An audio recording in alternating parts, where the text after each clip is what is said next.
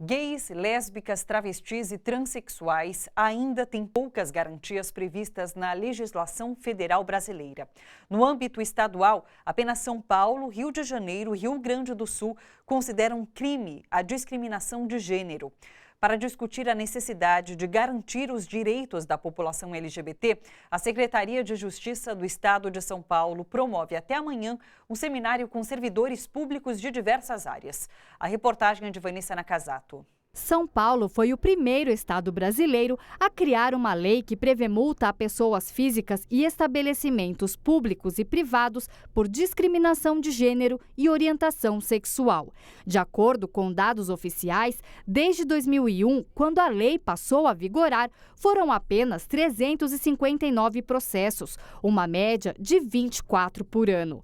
Para o coordenador de políticas LGBT da Prefeitura de São Paulo, Alessandro Melchior, a lei é um avanço, mas não alcança todo o público LGBT do estado, nem coíbe a discriminação. Ela é um avanço, inclusive porque ela existe há mais de 10 anos, então, quando o próprio movimento LGBT e o próprio tema da homofobia começava a ser discutido no Brasil com mais força no início da década passada. Essa lei foi aprovada no maior estado da federação, no maior estado brasileiro, então isso tem um aspecto simbólico e pedagógico para o restante do Brasil, mas ela pode avançar ainda mais, em especial porque o estado de São Paulo é o estado que mais mata pessoas LGBTs. São Paulo foi pioneiro, mas depois só o Rio de Janeiro e o Rio Grande do Sul criaram lei semelhante, proibindo a discriminação por orientação sexual. Ela proíbe e pune atos discriminatórios em razão de orientação sexual e identidade de gênero.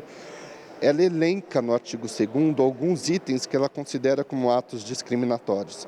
Por exemplo, você proibir a entrada de pessoas LGBT num estabelecimento público. Hoje, a nossa maior discussão é a questão da criminalização da LGBTfobia.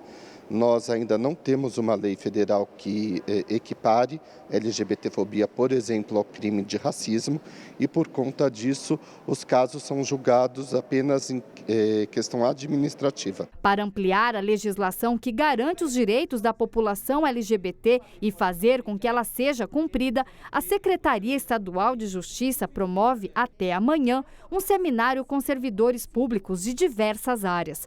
O objetivo é sensibilizá-los sobre a questão. O problema é a bancada fundamentalista e a bancada conservadora. A partir da hora que nós temos um legislativo cada vez mais conservador, por óbvio que nenhuma lei nesse sentido vai passar, como nunca passou.